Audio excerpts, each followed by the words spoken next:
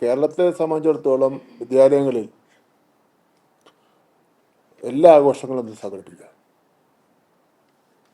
അത് ഒരു ക്യാമ്പസിനകത്ത് നടത്തുമ്പോൾ പാലിച്ചിരിക്കേണ്ട നിയമങ്ങൾ പാലിച്ചുകൊണ്ട് ആഘോഷിക്കാം. ഓണം ആഘോഷിക്കാം, ക്രിസ്മസ് ആഘോഷിക്കാം, റംസാൻ ആഘോഷിക്കാം. അതിനൊന്നും ഒരു തടസ്സവും കേരളത്തിലെ ഒരു സ്കൂളുകളിലും ഇല്ല. ഏതെങ്കിലും വിദ്യാലയത്തിൽ അതിന് ഘടകവിരുദ്ധമായി പെരുമാറിയാൽ അത് അംഗീകരിച്ചു കൊടുക്കുന്നതിന് വേണ്ടി ഗവൺമെൻറ് തയ്യാറില്ല. ഇപ്പോൾ ഇവിടെ ഒരു രക്ഷകർത്താവ് കൊണ്ടുവന്ന പരാതിയാണ് എൻ്റെ ഇരിക്കുന്നത്. അത് രക്ഷകർത്താവ് കൊണ്ടുവന്ന പരാതിയാണ്. ആ പരാതിയുടെ അടിസ്ഥാനത്തിൽ പരാതി എന്താണെന്ന് ചോദിച്ചാൽ, ക്രിസ്മസ് ആഘോഷിക്കുന്നതിന് വേണ്ടി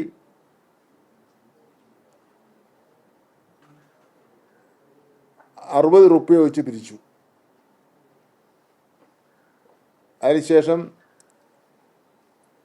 RSSുമായി ബന്ധപ്പെട്ടുള്ള ചില വിദ്യാഭ്യാസ സ്ഥാപനങ്ങളുടെ തലവന്മാർ അയച്ച സർക്കുലറിൻ്റെ അടിസ്ഥാനത്തിൽ ക്രിസ്മസ് ഇല്ല, ആഘോഷമില്ല എന്ന് പറഞ്ഞുകൊണ്ട് പൈസ തിരിച്ചു കൊടുത്തു. ഈ അവസരത്തിലാണ് രക്ഷകർത്താവ് പരാതിയുമായി എൻ്റെ അടുത്ത് വരുന്നത്.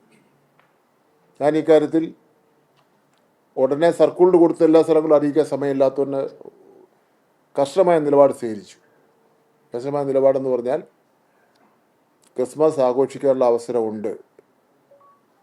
അങ്ങനെ ആഘോഷിക്കാൻ വേണ്ടി തീരുമാനിച്ച ശേഷം ക്യാൻസലാക്കിയാൽ അംഗീകരിക്കാൻ വേണ്ടി പറ്റില്ല.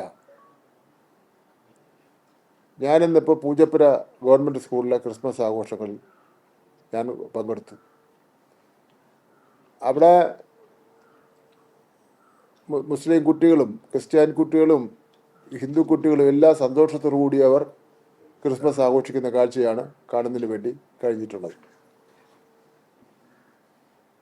അപ്പോൾ ബോധപൂർവം വിദ്യാലയങ്ങളിൽ ഈ വർഗീയ ചിന്ത കടത്തിക്കൊണ്ടുവരികയാണ്. കേരളം പോലുള്ള ഒരു സംസ്ഥാനത്ത്